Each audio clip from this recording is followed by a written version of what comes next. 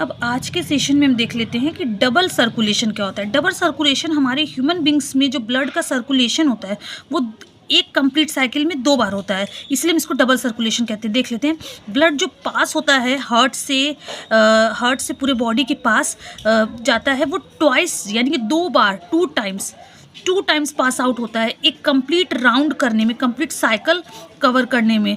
तो इसीलिए हम इसको डबल सर्कुलेशन का भी नाम देते हैं। जैसे कि सबसे पहले जो सर्कुलेटरी सिस्टम होता है हमारे सर्कुलेटरी सिस्टम में जो पाथवे होता है blood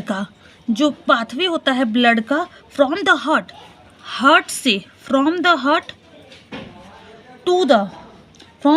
to the lungs, heart से लंग्स की तरफ जो ब्लड जाते हैं और फिर लंग्स से वापस हार्ट से लंग्स की तरफ ब्लड जाएंगे एंड वापस फिर जब हार्ट की तरफ लौट कर आते हैं ऑक्सीजनेशन के बाद, हार्ट ने लंग्स को ब्लड दिया फिर ऑक्सीजनेटेड होकर वो वापस हार्ट के पास आता है। ये हमारा कहलाता है पल्मोनरी सर्कुलेशन। ये हमारा पल्मोनरी सर्कुलेशन कहलाता है। फिर उसके बाद अगर हम जब देखें दूसरा पाथवे दूसरा पाथवे होता है, वो पाथवे हमारा होता है ब्लड का हार्ट से रेस्ट ऑफ द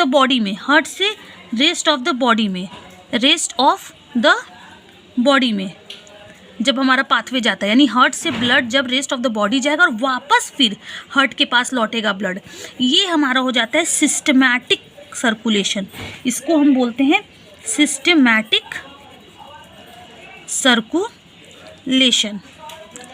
मैं इसको वापस रिपीट करती हूँ कि जो हमारा ब्लड है जब हार्ट से लंग्स की तरफ जाएगा ऑक्सीजनेशन के लिए और आफ्टर ऑक्सीजनेशन जब वो वापस लौट के आएगा हार्ट के पास, वो हमारा पल्मोनरी सर्कुलेशन में आता है।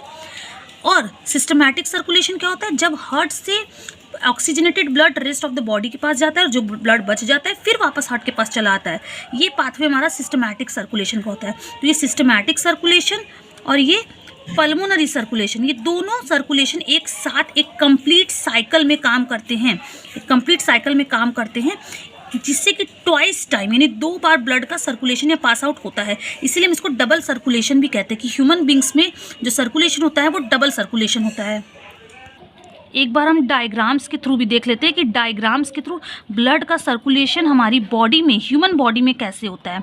सबसे पहले हम देखते हैं जो बॉडी ऑर्गन है हमारा, बॉडी ऑर्गन से जो ब्लड है डीऑक्सीजनेटेड ब्लड वो कलेक्ट होता है मेन वेन यानी कि वेना कावा में आता है।